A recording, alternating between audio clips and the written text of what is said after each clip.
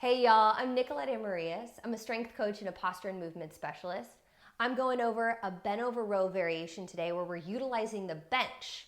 I love this variation for a couple of reasons. So if you're someone who is not quite strong enough to stay in a bent over position while doing, say, bent over rows or deadlifts, and you find that your low back gets really fatigued, that could be due to some weakness. Now, you should definitely work on strengthening that, but as you strengthen that, this is a great way to be able to still do a bent over row without having to support your body as much. In the bent over position, we need the glutes and the hamstrings, the low back, the mid back. Those are all muscles that are stabilizing us so that we can be strong in that bent over position.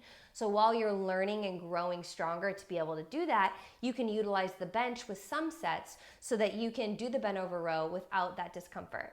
Or another way I like to use it is if I'm in a high volume program where I'm doing a lot of bent over rows, or maybe I'm doing deadlifts in the same day and there's just a lot of posterior chain happening, I'll utilize an incline bench bent over row. So that way I'm not fatiguing my posterior chain too much and I can still pull as much weight as I want to for that row. So today you'll need a bench that inclines, about 45 degrees is what we're looking for. If you don't have a cable machine or a tonal, you can also use dumbbells. Same exact thing. I'm just utilizing a tonal today. Let's get into it. I like to sit right where the bench curves here. I get to the end and then I actually bring my knees back so they're next to my hips, and then tuck my toes and anchor my toes into the floor.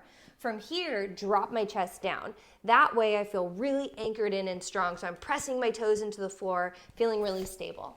Either grab your handles or your dumbbells.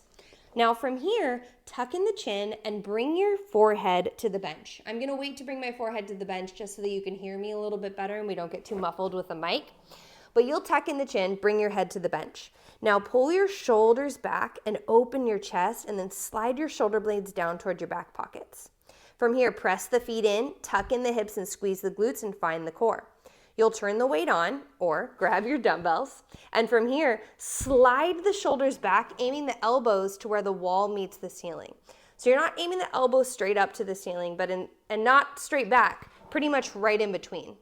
I like to start the movement in the shoulders. So I slide my shoulders back like they're on a track, and then I aim the elbows back, letting the hands and arms just come along for the ride.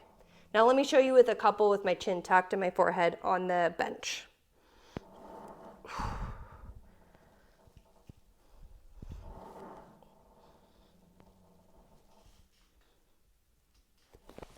Keeping my forehead on the bench really helps keep my mid-back relaxed so that I'm not coming into a really, really extended and arched position.